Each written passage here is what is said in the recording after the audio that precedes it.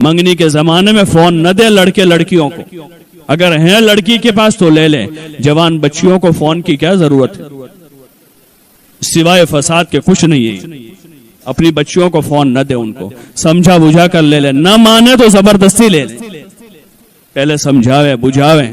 نہیں مانتے ہیں زبردستی ان سے لے لیں۔ بھائیوں سے میری گزارش ہے،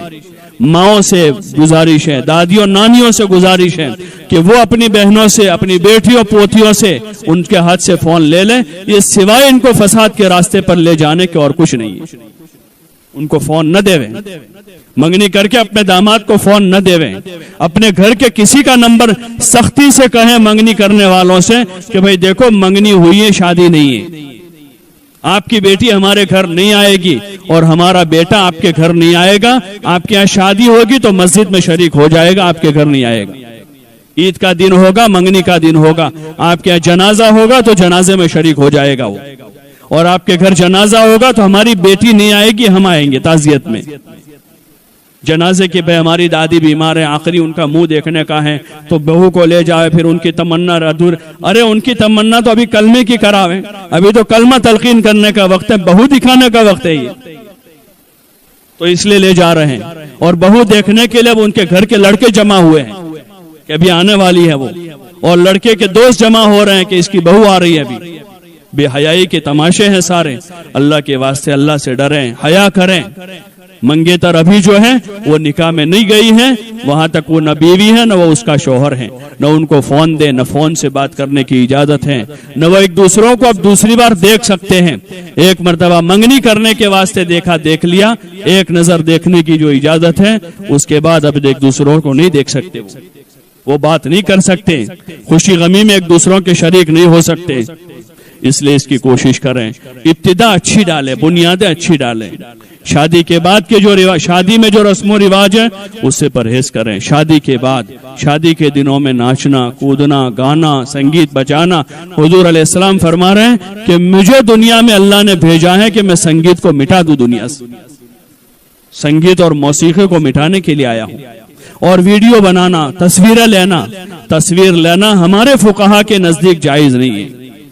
حرام کام ہے یہ۔ اور فضائل میں بھی روایت ہے کہ اللہ پاک قیامت کے دن سب سے پہلے تصویر والوں کو چن چن کر جہنم میں ڈالے گا، ان سے کہا جائے گا جو تصویریں تم نے بنائی اس میں جان ڈالو، اتنا بڑا جرم ہے۔ ہاں، فوٹو نہ لیں موبائل میں، نہ بچوں کے نہ بچیوں کے، یہ جائز کام نہیں ہے۔ کوئی کام عام ہو جانے سے جائز نہیں ہو جاتا ہے، ویڈیو بنانا جائز نہیں ہے۔ اور یہ بے حیائی کی حد ہو گئی، بے حیائی کی حد ہو گئی کہ لڑکی رخصت ہو رہی رات میں 12 بجے اس کا ویڈیو بن رہا ہے، ذرا تو شرم کریں۔ آج سے 10 سال پہلے تک ہمارے یہاں کا عرف یہ تھا کہ رات میں 12 ساڑھے 12 بجے جب سب لوگ سو جاتے تھے، پورا محلہ سو جاتا تھا، جس بچی کو رخصت ہونا ہے اس کے گھر کے سب لوگ سو جاتے تھے، تو چپکے سے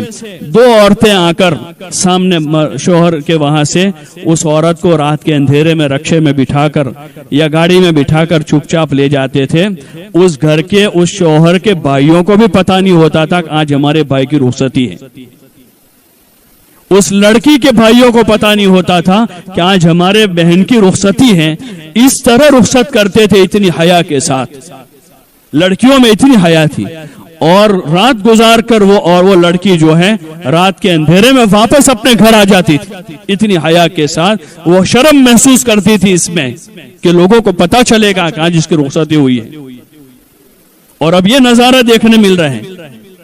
کہ رات میں 12 بجے پورا ہجوم جا رہا ہے۔ اللہ کے واسطے شرم کریں، اپنی پرانی چیزوں کو یاد کریں، جو اچھائیاں اور خیر ہمارے پچھلوں میں تھی اس کو باقی رکھیں، اس کو باقی رکھیں، حیا کے معیار میں باقی رہیں۔ ویڈیوگرافی کرنا، اس طرح باہر گھومنا اور اس طرح لڑکے لڑکیوں کا اختلاط، یہ بے حیائی کی حد ہے، یہ جانوروں کی صفت ہے، یہ انسانی صفت نہیں ہے، یہ جانوروں کی صفت ہے۔ ان چیزوں سے پرہیز کریں۔ شادی کے بعد گھومنے پھرنے سے پرہیز کریں، ہوٹلوں میں جانا، اپنے گھر میں اچھا پکا کے کھاویں، خود کھاویں، بچوں کو کھلاویں، تھوڑا زیادہ پکا کر پڑوسیوں کو کھلاویں، اور ہزاروں روپے ہوٹلوں میں برباد کرنے سے اپنے آپ کو بچاویں، گھر کے ماحول میں رہیں۔ اگر شومیاں بیوی جانا چاہتے ہیں تو رشتہ داروں میں جاویں، پھوپھی کا تعارف کراویں، خالہ کا تعارف کراویں، بہن کا تعارف کراویں، اپنے قریبی رشتہ داروں کا تعارف اس وجہ سے کراوے کہ ان سے صلہ رحمی ہے وہ، ہماری بیوی ان کو پہچانے، یہ گھر آوے تو ان کا اکرام کرے، استقبال کریں، صلہ رحمی زندہ ہو، تعلقات بڑھیں۔ باقی ہوٹلوں میں گھومنا پھرنا، ادھر ادھر کے چکر کرنا، ان چیزوں سے اپنے آپ کو بچاویں۔ ہاں، نکاح کے موقع پر ہونے والی رسومات سے، نکاح پڑھ کے آ کر جب لڑکا آتا ہے اس کی ماں بہنیں راستے روک رہی ہے، یہ ساری چیزیں جاہلیت ہے۔ حضور علیہ السلام نے آ کر جاہلیت کو دنیا سے ختم کیا اور دنیا کو ایک نورانی طریقہ دیا،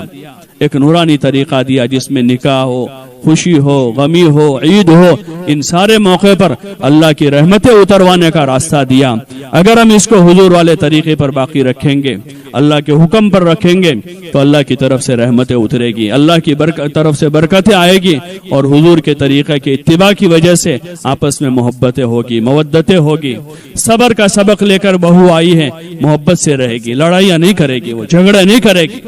ماؤں سے گزارش ہے کہ بیٹیوں کو یہ سکھاویں کہ لڑنا نہیں ہے، جھگڑنا نہیں ہے، صبر کرنا ہے۔ کوئی تکلیف پڑ جاوے تو صبر کے ساتھ اللہ سے کہیں، شکایت نہ کرے اس کی۔ اپنے خاندان والوں کی بہو، اپنے ساس کی، اپنے خسر کی عزت کریں، اپنے شوہر کی عزت کریں، اس کو اپنے سر کا تاج سمجھیں، اس کی خدمت کریں، اس کے سامنے باندھی بن کے رہیں۔